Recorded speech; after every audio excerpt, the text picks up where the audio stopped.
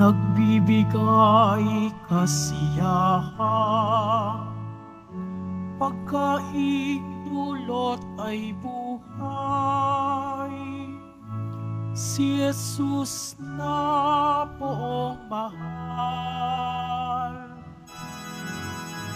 Hallelujah, hallelujah, hallelujah, hallelujah.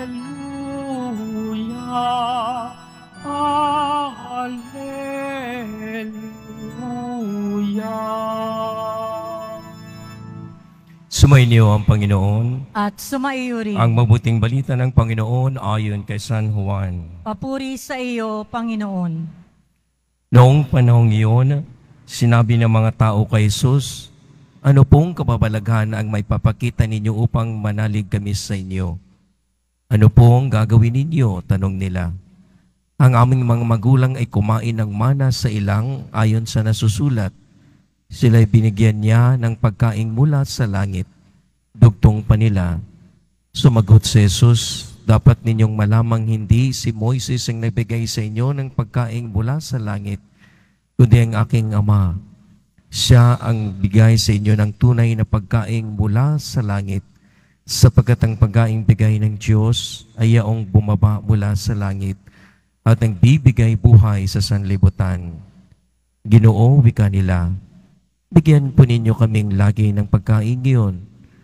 "Ako ang pagkaing nagbibigay buhay," sabi ni Jesus.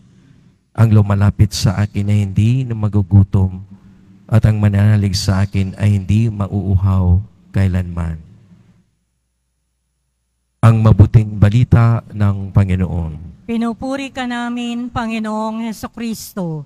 Magsiupo muna ang lahat. Hindi lang po minsan ang mga tao ay lumapit kay Jesus at humingi ng mga sinyalis o sinasabi nating kababalaghan. Hindi lang po sa kanyang mga kapanahunan, kundi hanggang ngayon. Mga kapatid, una po intindihin natin ang pag-unawa ng mga Hudyo tungkol sa sinyalis o kababalaghan na ayon sa kasulatan.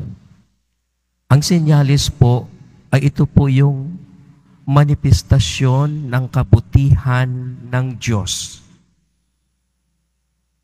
Ibig sabihin, ang kaloob ng Diyos sa atin nakakabuti sa ating mga tao at lahat ng mga nilikha. Kung yan po ang pag-intindi ng mga sinyalis, bakit pa tayo naghahanap? Narito na sa atin. Hindi po ba pagkagising natin sa umaga, mula ng pagtulog natin kagabi, nagising tayo? Hindi po ba't isang milagro na kung bibiruin mo, susumahin mo sa buong mundo, ilan kayang milyon ang hindi nagising ngayon? Hindi po ba maging sa mga magsasaka, mga butil na inapupunla, hinayaan lang nila, nadidiligan ng ulan, tumutubo, nagkakauhay, ito po ay inaani at nagiging pagkain mula sa maraming proseso na sa kabila ng ating pagkakasala, ito ay tumutubo at nagiging pagkain natin. Hindi po ba yan milagro? Kung atin pong isa-isahin araw-araw ang mga pangyayari sa ating buhay, yan po ay milagro, sinyalis na kabutihan ng Diyos. Pero naghahanap ang tao na nakakasira, na nasisira ng mga bagay. Pero kung obserbahan po ninyo sa ating galaw bilang mga tao, hindi po tayo nakukontento. Sa simula, sasabihin natin, Pag meron lang akong pagkain sa umagang ganito, okay na ako. Pero katagalan, pag ikay umasenso ng konti, hindi na, nadadagdagan na, ibang putahe na. At yung mga pagkain mo noon ay hindi mo na makakain sa mga sumusunod na araw dahil umaasenso ka na at ang iyong estado ng buhay ay nagsang determina ng iyong kinakain. So walang pagkontento, bagamat itong mga material na mga bagay ay hindi tumatagal pagkatapos makakain at nabusog ka, pagkakinabukasan, magugutom ka naman uli. Ibig sabihin, nawawala ang mga bagay na ito, pero mas higit pa po ang nang tayo ay nag-aasam ng isang buhay at itong tinutukoy ng ating Panginoon Kristo na sa tuwing ating tinatanggap ang kanyang katawan ay siya ding dapat ang diwa na umangiral sa ating buhay at mananahan. Ano ang pananahan ng Diyos sa atin na higit nating kinakailangan sa buong mundo? Ang diwa ng pagmamahal ng Diyos, ang diwa ng hustisya ng Diyos, ang diwa ng kapayapaan ng Diyos, ang diwa ng pagpapatawad at maging mapagpatawad ng Diyos.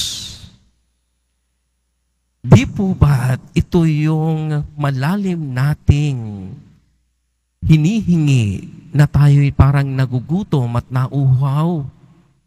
Hindi nyo ba naobserbahan na ito yung ating mga dala-dala sa buhay na maging pag tayo po'y nangungumpisal, wala pa po akong narinig, patawarin mo ako, Padre, dahil wala po akong pagkain.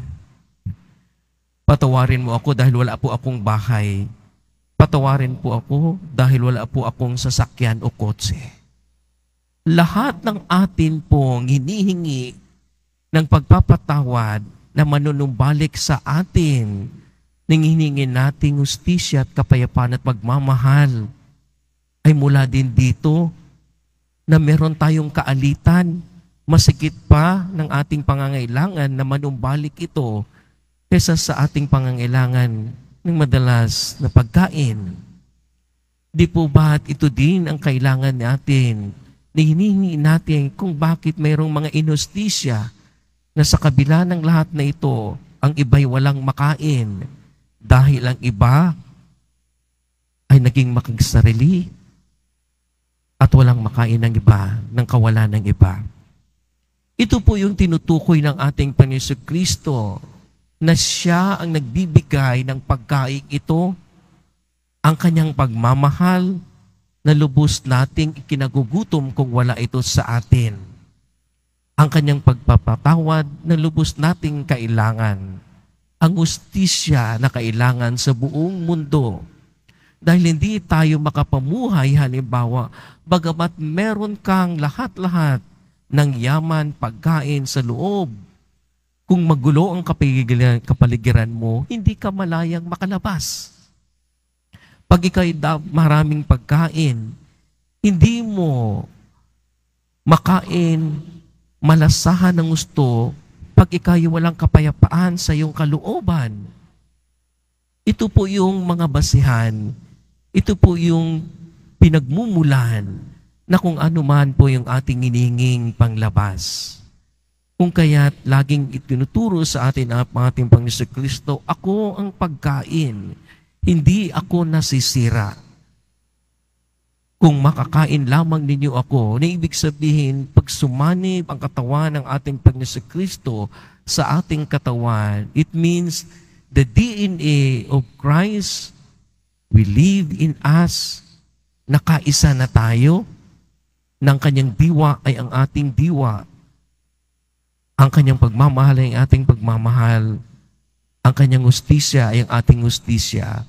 Ang kapatawaran ay ang ating kapatawaran. Di po ba't napakaganda nitong buhay? Pero nang dahil kanya-kanya po tayo, na kahit ano pa po ang ating pagnaasam na mga bagay-bagay, tulad nga ng aking sabi, hindi tayo nakukontento, hindi mo mararanasan ang kapayapaan.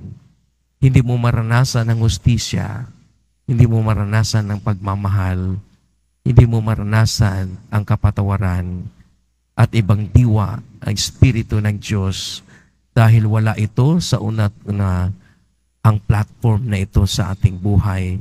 We have supposed to be stable at this ground, those Spirit of our Lord Jesus Christ, and that would make us having those that we ask na mga bagay nating inihingi ay mula sa mga basihan na ito.